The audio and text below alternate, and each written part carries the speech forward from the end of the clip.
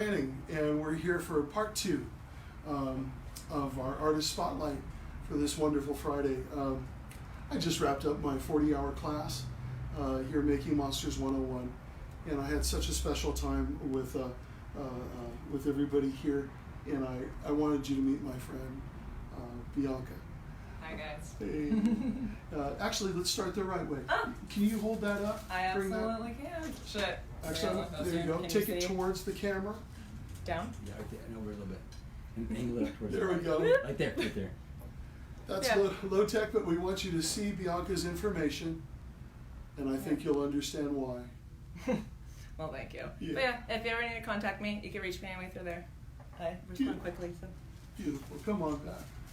Well, needless to say, when Bianca came in on Monday, she had some ideas and is a big fan, if I can speak for you, of H.R. Giger. Yeah.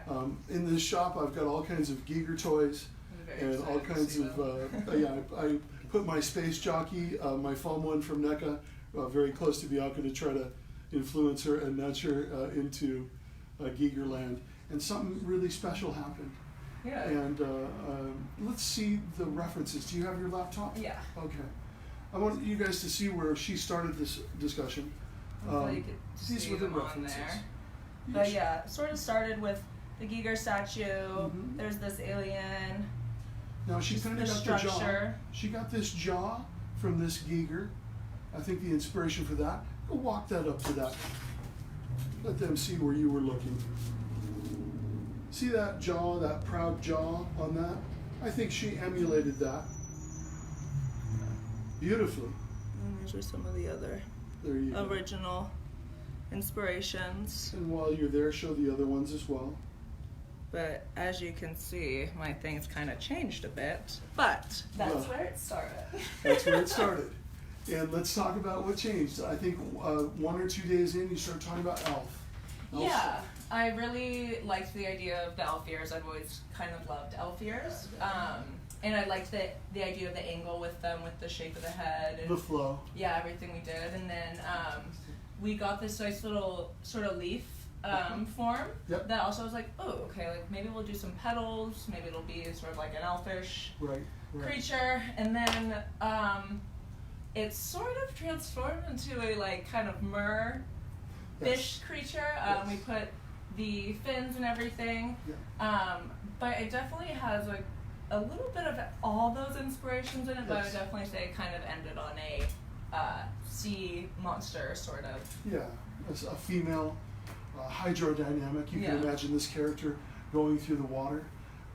I have to tell you the things that I love here. I did some brief tutorials about different patterns that might be more like scales and fishy kind of things, and she got some benefit in that. But the great thing about this is she got these beautiful soft female forms. Certainly a little bit of Giger inspiration for me in here when I look at it. I also see a little bit of your own countenance. I don't know if you were looking in the mirror or not, but nevertheless, I love that she left this soft feminine that carried on throughout the neck. We have a wonderful collarbone that has a little bit of extra arc to it. But notice that she's kept a lot of the show business here, and here, and here. She hasn't over-textured it and overworked it. She's kept what's beautiful. And you've got like this is a fine sponge texture? Yeah. Is it? And she's almost got no texture on the ears, which I think is kind of cool. It's almost like a soft water that she's just come on here. Mm-hmm. So we got a little nice texture here that homogenizes everything down, calms it down. And I love the very feminine lips. You've got a little bit of Angelina Jolie in there, respectfully said. Little pillows within pillows, little round shapes within round shapes. And the profile is banging. You'll notice that when we talk about flow, I used to have great conversations with Steve Wang about flow. Notice that this angle repeats here. That angle repeats here. That angle repeats here, and it repeats here. So Bianca was able to get into flow. And I'm so proud to say this is your first sculpture. My very first time ever sculpting. Yeah. Ever. Except for when I was like little with Play-Doh. But yeah, I'm pretty proud of it. Well, I'm proud for you, I gotta tell you. Needless to say, I want you to keep sculpting.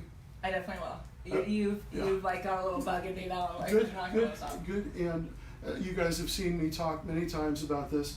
My hope for her is that she goes ahead and makes a mold of this. You would take the first one out of the mold if it were a polyfoam and latex or what have you, or a backfilled silicone, whatever it is. You throw the number one under the bed. It's forgotten. That's a master that you have. And then let's say you run a few polyfoam and latex and you seam them and you do 2 different paint jobs. Because this is aquatic, she has the option of going for everything from spotted patterns like you see on the seashell that inspired the Predator to all kinds of iridescence, green iridescence, darker patterns back here, more pale patterns up here, blues, greens. I love the colors, as you can see, of the cool spectrum. Everybody seems to have their own taste. Like some people will like reds and oranges. I've always gravitated towards the blues and greens and what have you.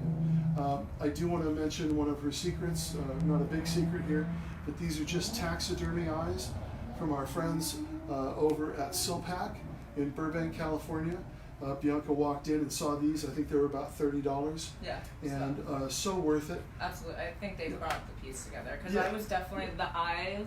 Yeah. Like Joe mentioned, I was struggling. Yeah. So Yeah. I definitely think this helped this actually come to life. Whether you're gonna Totally apropos to the subject matter. Now we just had Joe on, and Joe did a sculptural iris, which works so well for the formal nature of that beautiful tribute sculpture.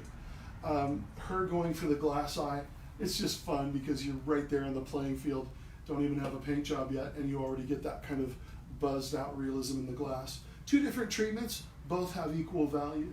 And well, once again, the way that this piece wins so heavily for me is that you have, for lack of a better term, you have the hot against the cold, the day against the night. You're working on different levels and not crowding things too much. And once again, I'm just going to go like this so that everybody can just hang out with it. I did have a brief discussion with Bianca about the neck muscles, which for everybody who's sculpting out there, if you get a head cast and that head is pretty cranked down into the body, into the torso, that doesn't have to stop you.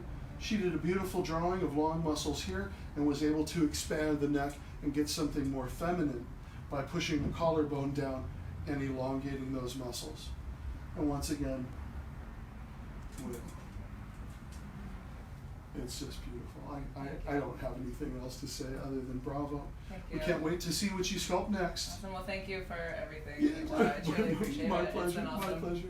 And thank you for your support, and thank you for supporting our young and new artists. Please follow Joe. Certainly you're already following, but I want you to follow Bianca, and we can't wait to see what they sculpt next. And your support and kind words is like food for the artists. It's like a fresh glass of water, and we thank you for your kindness. And well, thank you again. Thank you. All Thank right, you guys. goodbye. Bye.